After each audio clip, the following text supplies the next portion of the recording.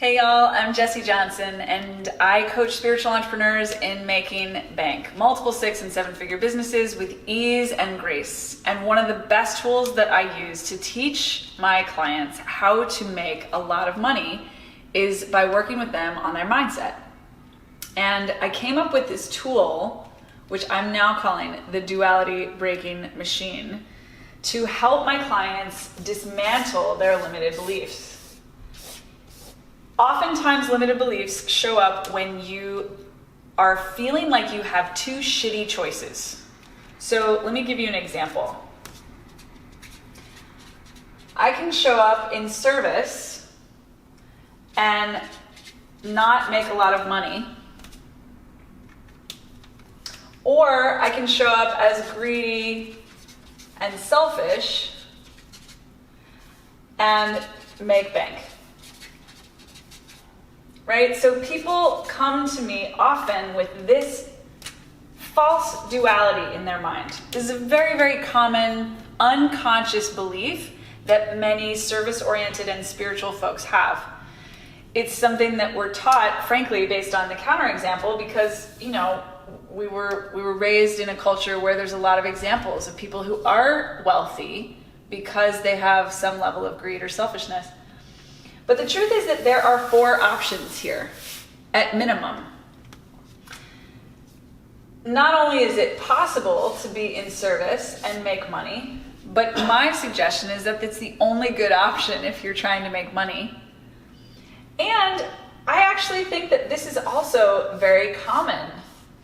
I can be really transparent that I think that my choice to work in public schools in New York City and teach math, and I didn't make no money, but I didn't make a lot, that choice had its selfishness in there. There was a kind of ego stroking that I got from being a martyr, from being of service, from sacrificing financial wealth in order to give back, from the identification with that role. It wasn't 100%, but there's definitely selfishness in here also. When I graduated from college, I went to a bank to ask about how to invest my $200 savings into some kind of stock that I felt was ethical. And the banker that I was talking to asked me a bunch of questions, like why are you wanting that? What's that about? And I basically told him, I really care about service and impact, and I want to make sure that all the choices that I'm making are going to be really good for the world. And he said to me, he looked me right in the eye and he was like, Jessie, the best thing you can do for the world is make as much money as possible. I was 21 at the time and completely dismissed this advice. I was like, that's definitely not true. And I moved on with my life, But years later, this came back to me. And I proposed that to you, that because of the times that we live in, wealth is an asset, it's energy. And the more of it you have, the more you can give.